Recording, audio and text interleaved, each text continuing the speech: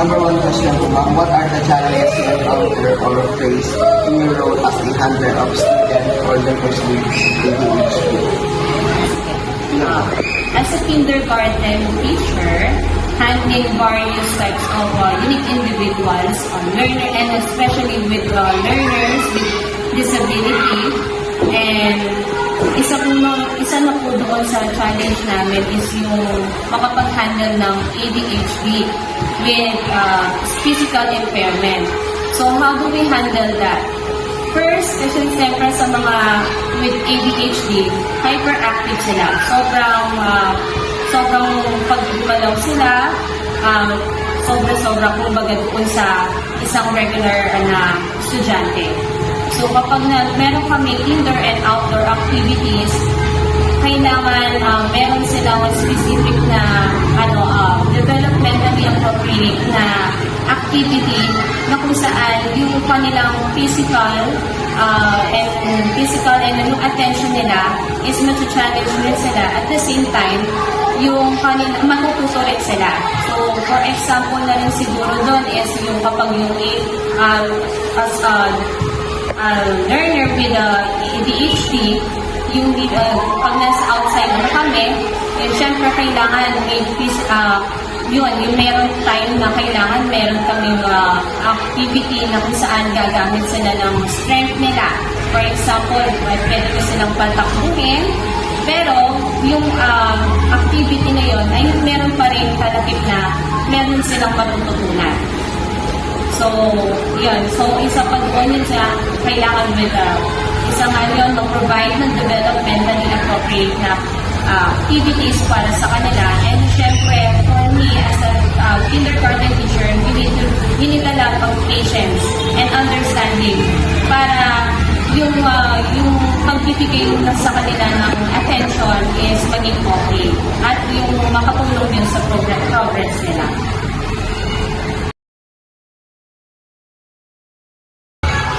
And number two question po, ma'am. What procedures have you implemented in your general education classroom to help the student with ADHD with physical impairments to keep up with the disabled students?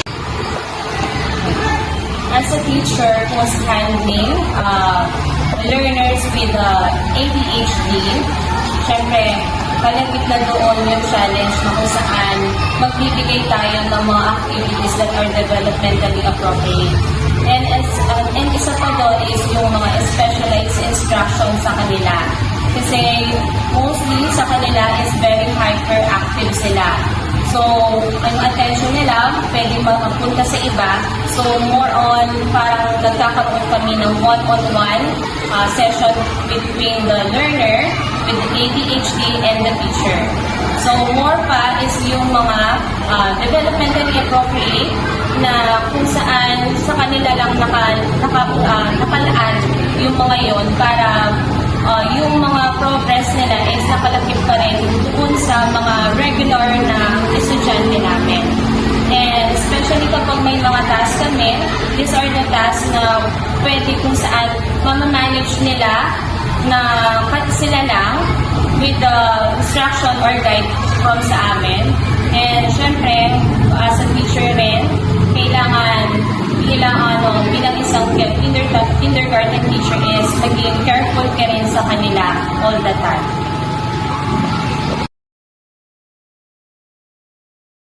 And number three po, ma'am, is what are the tips or some reminders that you want to give to other teachers who also handle a learner who have special needs as their part of the student milestone?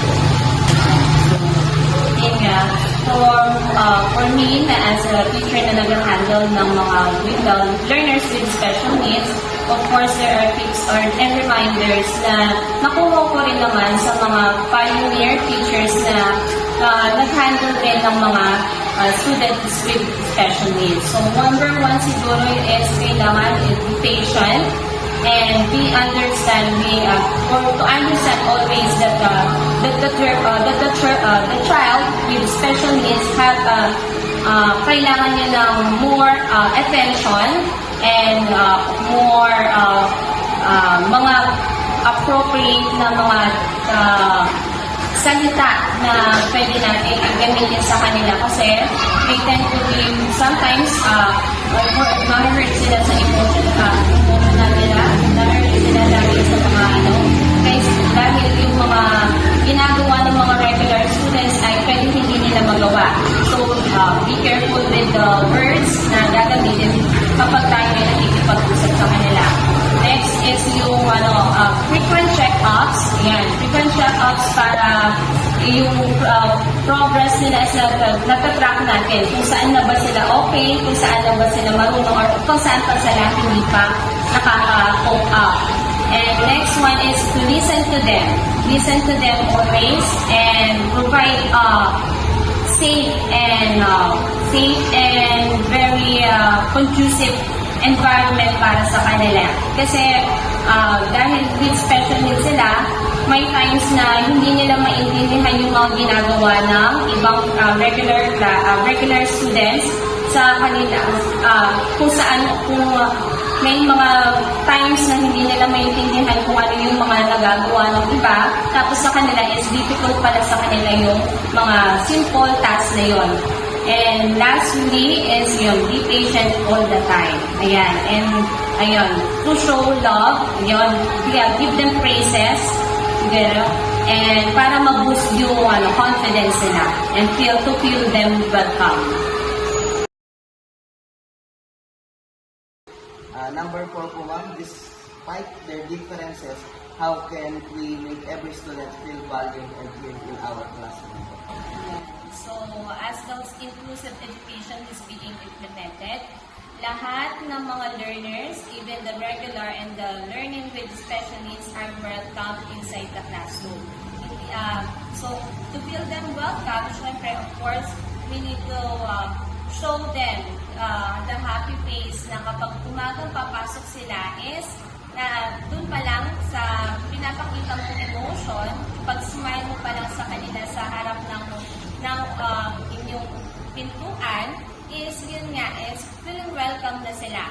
So, to feel them welcome, to listen to them every time na meron silang sasabihin. Kasi, ibig sabihin nun kapag nagbibigay ka ng attention sa kanila, they feel secured and love na may taong nag-care sa kanila.